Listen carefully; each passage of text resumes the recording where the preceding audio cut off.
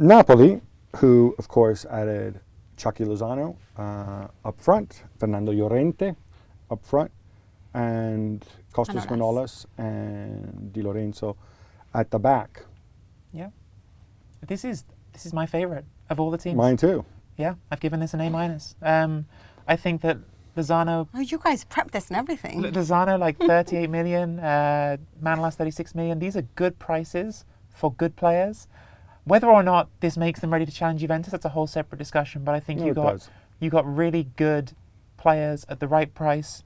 And my only sort of negative on all of it was I think that for how I felt about him a year ago, I feel like Diawara went out the door a little bit cheaper than I think maybe you could have got for him. I think that's the only like real negative mark I put on this. They also, I thought, were really smart in situations they could have got dragged into. There was some interest in Icardi. They investigated it. When they realised it was going to be too much of a headache and too much of a thing that the player wasn't interested in, the price was out of whack, they stepped away from it and got players that they... I don't believe that. I think they waited until the very end. No, I don't think so. They stepped away from that before the end of the window. No, Wanda would say that, Yes, well, no, but we didn't want to go there anyway. But yeah, no, it was... I think Llorente arrived too late, if I'm honest. So what's your grade?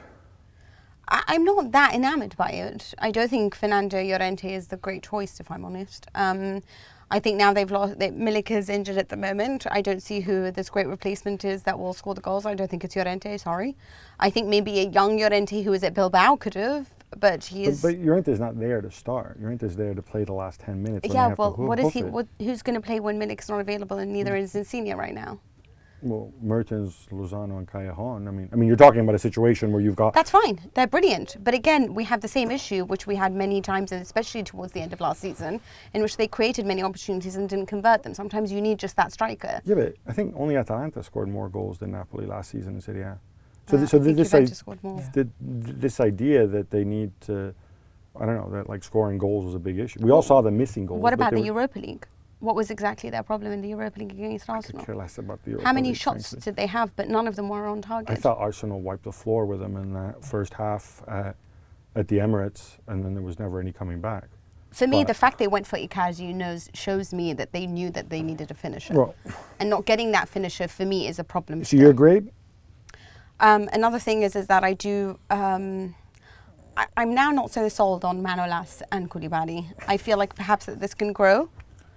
But I'm worried that both of them are a little bit too hot-headed to be together. See, I think that it's too early to make that judgment, and You're right, and they could grow together. The player that you've signed, because if it's that awful, you can always sell Koulibaly for big water money next summer anyway, and you've still got a great defender for a very good price.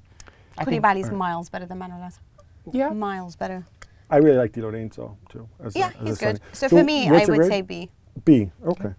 B plus.